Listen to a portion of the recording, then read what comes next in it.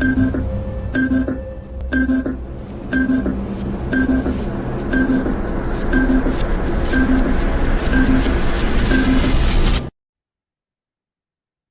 Monday. On this Monday, we are starting with a big question that comes from Daniel. And Daniel writes, "Hi, Marie. I'm struggling with how to have a conversation around tariffs with my team.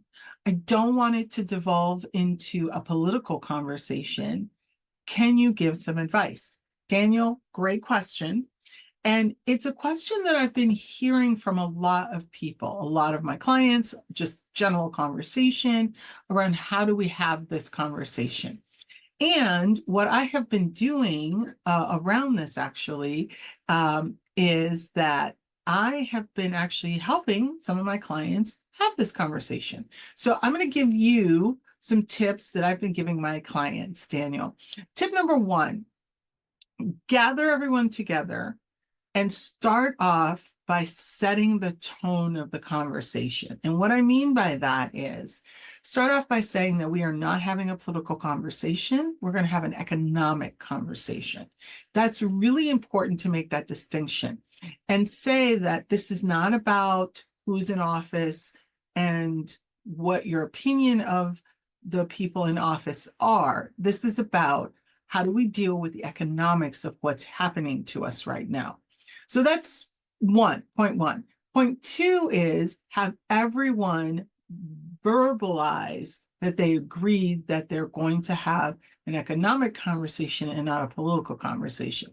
Now, I know this sounds a little trite and you're like, really? Do I have to make everyone say this? Yes, because what you're doing is you're going to get a verbal commitment from everyone that says, the moment that we delve into making this political, that we're going to hold each other accountable and say, no, stop, wait, we're not having that conversation.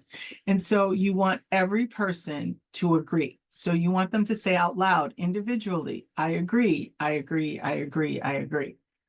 That really helps set the tone, helps people realize that we're not going to be talking about politics. What we're going to be talking about is the economics. Now, the second point, because that was like a point 1A, point 1B kind of thing there. The second point that you're going to be working on is really what context are we having this conversation? Are you in a supply chain situation where you need to figure out where manufacturing is going to go, who you're going to find to source new materials? Or are you in a situation where it is not so much who you're going to find to manufacture your stuff or source your materials? You don't really have a choice. It is what it is. How are we going to deal with the increase in pricing? What's the messaging we're going to give our employees? What's the messaging we're going to give our customers? So that's another avenue of this conversation.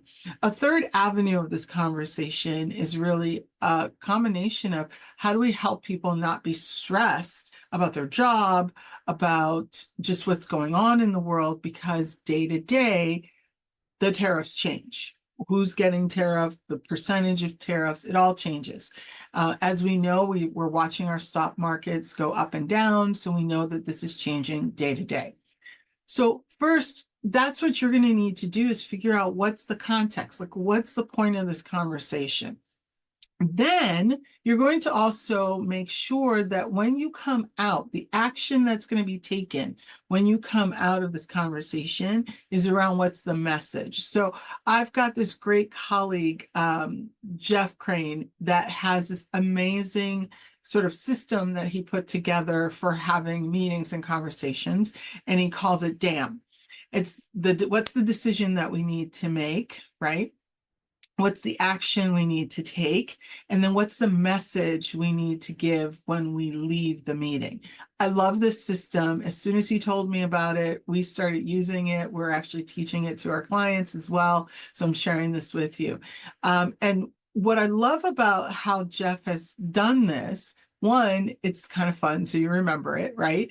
Two, more importantly, you're really in the meeting, if that's the outcomes that needs to happen, what's the decision that we need to take? What are the actions that we each individually need to take? And what's the message? What's the message that we're going to walk out and share with everyone who's not in this meeting, it begins to frame the meeting in a different way because you know you've got to get to the dam before you can walk out. And so with this is such an important conversation. There needs to be messaging, and we need to be singing in the same hymn book, so to speak. So what that simply means is that everyone needs to agree what is the thing that we're going to say when we walk out of this meeting to everyone else who wasn't in this meeting. And that's really what the point of that messaging needs to be. It's the communication plan. So in addition to making sure that people feel heard and their concerns are heard, there needs to be action that needs to be taken. And I would tell you that once you've structured your meetings in this way, whether it's about tariffs or anything else, people get super excited about going to meetings because they know action is really going to happen. They're not feeling like they're walking out more confused than they came in. Okay, so the next thing that I recommend, this is the third one that we recommend. So I gave you the first two. So the third one is that you make sure that all the voices in the room are heard. And the way to do this is really, it's a sprint method. So you have everyone with either index cards or Post-it notes, but you allow people to take the time to write out what their thoughts are. You stick it on the wall, and then once everyone has gotten their points out, you then begin to have the conversation around that. You vote on which point we're going to discuss. This allows even the softest voices to be heard, because sometimes it's not that people don't want to talk, it's sometimes they are still trying to collect and gather their thoughts. And other times it is they've quickly gathered their thoughts, but they're not sure if they're comfortable saying it out, the thing out loud. So writing it does help. And then having everyone vote on which point we're going to discuss first allows for some democracy in action, so to speak. So those are some like quick tips that I hope help you. The other thing that I recommend is that if you feel like it's really important that this conversation needs to be had, not only all voices need to be heard, but your voice as well needs to be heard as the leader, my recommendation is to have an outside facilitator facilitate the conversation. One, you get to become part of the participant pool, so to speak. You still get decision making in terms of deciding what direction the conversation goes, but you have someone outside that's going to hold your team accountable, that's going to be able to support everyone and make sure every voice is heard, and it doesn't feel like favoritism because the outside facilitator has no favorites in the room, so to speak. So that would be my final recommendation, is to hire an outside facilitator. And I will tell you that this point has been really successful. We've had our clients come to us and have us facilitate these difficult conversations, and they really end up walking away with a real action plan and a communication plan that they can execute on right away. They're engaging in real conversations with their other team members within the organization.